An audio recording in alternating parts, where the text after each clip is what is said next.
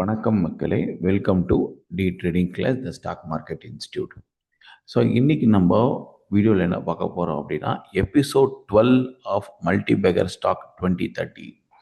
So இந்த multibagger stock லிஸ்ட்டில் மொத்தம் பார்த்திங்கன்னா நம்ம நிறைய எபிசோட் பண்ணிகிட்ருக்கோம். ஸோ அந்த கம்ப்ளீட் எபிசோட் நீங்கள் மிஸ் பண்ணியிருந்தீங்க அப்படின்னா டிஸ்கிரிப்ஷனில் எபிசோட பிளேலிஸ்ட் இருக்குது, மறக்காமல் விசிட் பண்ணி பாருங்கள். ஸோ இந்த எபிசோட் லிஸ்ட்டில் நம்ம ஒவ்வொரு ஸ்டாக் பற்றியும் பேசிக்காக அதோடைய ஃபண்டமெண்டல்ஸும் அதோடைய டெக்னிக்கல் அனாலிசிஸும் நம்ம பார்த்துட்ருக்கோம். ஸோ அந்த ஸ்டாக்குடைய பர்ஃபார்மன்ஸ் எப்படி இருக்குது, பேலன்ஸ் ஷீட் எப்படி இருக்குது, ஹோல்டிங்ஸ் என்னென்ன அப்படின்னு ஒரு கம்ப்ளீட் டீட்டெயில் அனாலிசிஸாக பண்ணுறோம். ஸோ நீங்கள் முதல்ல இந்த சேனலுக்கு இப்போ தான் வரீங்க அப்படின்னா மறக்காமல் நம்ம சேனலை சப்ஸ்கிரைப் பண்ணிவிடுங்க. கூடவே இந்த பெல் ஐக்கனை ப்ரெஸ் பண்ணுங்கள். அப்போ தான் நான் ரெகுலராக பண்ணுற வீடியோ உங்களுக்கு வரும். டிஸ்கிரிப்ஷனில் உங்களுக்கு நிறைய யூஸ்ஃபுல்லான லிங்க்ஸ் இருக்குது. நம்மளுடைய சேனலுடைய வாட்ஸ்அப் சேனல் லிங்க் இருக்குது. அதே மாதிரி ஸ்டாக் மார்க்கெட் கோர்ஸ்க்கான லிங்க் இருக்குது, கான்டாக்ட் டீட்டெயில் இருக்குது. அதே மாதிரி மொபைல் ஆப் டி ட்ரேடர் ஆப்போடைய கம்ப்ளீட் கோர்ஸ் டீட்டெயில்ஸ் என்னென்ன அப்படின்றதும் நம்மளுடைய டிஸ்கிரிப்ஷனில் இருக்குது. மறக்காமல் விசிட் பண்ணி பாருங்கள்.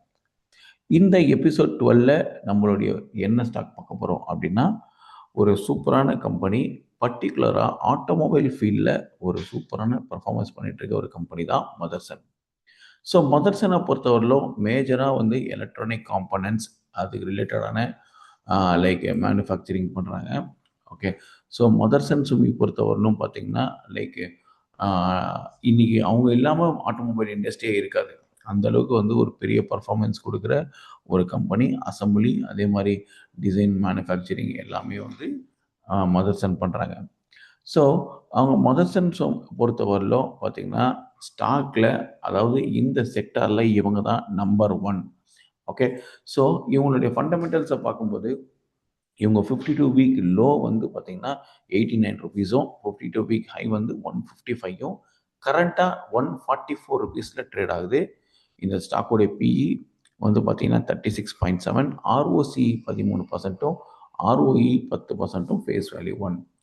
மார்க்கெட் கேபிட்டல் ஆல்மோஸ்ட் ஒரு 1.5 லட்சம் கோடி மார்க்கெட் கேபிட்டல் இருக்கிற ஒரு கம்பெனி தான் மதர்சன். ஸோ இந்த கம்பெனி பார்த்திங்கன்னா நான் சொன்ன மாதிரி டாப் ஆட்டோமொபைல் அண்ட் ஆட்டோ கம்பெனிஸில் நம்பர் 1 டாப் கம்பெனி. அதே மாதிரி எனக்கு கம்பேரிட்டிவ்லி எல்லாத்தோடையும் கம்மி பிஇ இருக்கிற ஒரு ப்ராஃபிட்டபுளான ஒரு கம்பெனி. ஸோ இதுக்கு நெக்ஸ்ட் பாஷியும், பாரத் ஃபோர்ஜ், யூனோ ஹோண்டா, அதே மாதிரி டியூப் இன்வெஸ்ட்மெண்ட், சோனா பிஎல்டபிள்யூ அது எல்லாமே இருக்காங்க.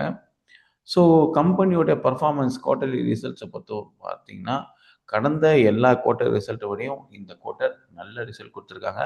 சேல்ஸ் மாத்திரம் 34,000 கோடி நடந்திருக்கு.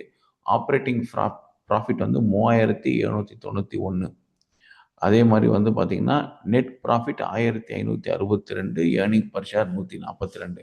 நான் சொல்லிட்டு இருக்கிறது இந்த குவார்ட்டர், கடைசி குவார்ட்டருக்கான ரிசல்ட்.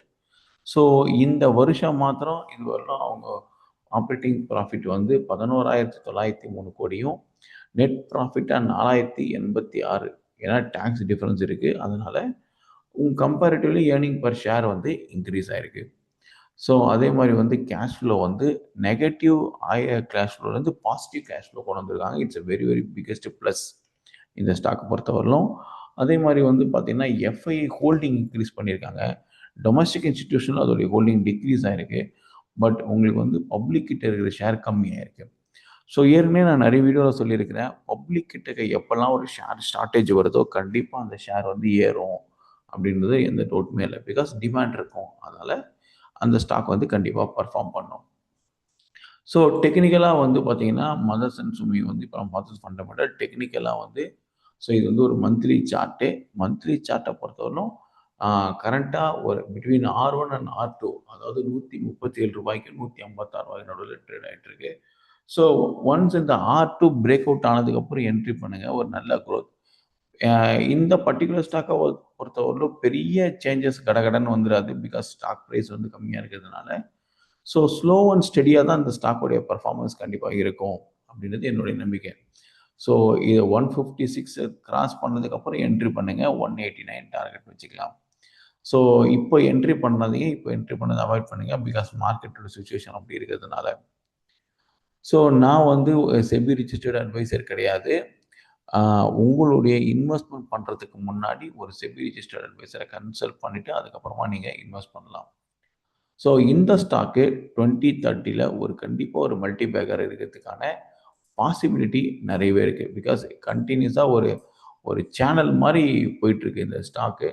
ஸோ அந்த பேட்டர்னை பிரேக் அவுட் பண்ணணும். அந்த பேட்டர்னை பிரேக் அவுட் பண்ணதுக்கப்புறம் தான் உங்களுக்கு அந்த ஸ்டாக்குடைய பெர்ஃபார்மன்ஸ் உங்களுக்கு இல்லை ரியல் பெர்ஃபார்மன்ஸ் தெரியும். ஸோ அதுவரையிலும் இந்த ஸ்டாக் ஒரு பேட்டர்னை ஃபாலோ பண்ணிகிட்ருக்கு. ஸோ இந்த பேட்டர்னை பிரேக் பண்ணிவிட்டு என்ட்ரி பண்ணால் உங்களுக்கு ஒரு ப்ராஃபிட்டபுளாக இருக்கும். ஓகேங்களா? ஸோ ஹோப் இந்த வீடியோ உங்களுக்கு பிடிச்சிருக்குன்னு நினைக்கிறேன். இந்த வீடியோ பிடிச்சிருந்தா மறக்காமல் நம்ம சேனலை சப்ஸ்கிரைப் பண்ணிடுங்க. ஸோ நம்ம இன்னும் ஒரு இன்ஃபர்மேட்டிவான வீடியோவில் சந்திக்கலாம். அதுவரையிலும் நன்றி, வணக்கம்.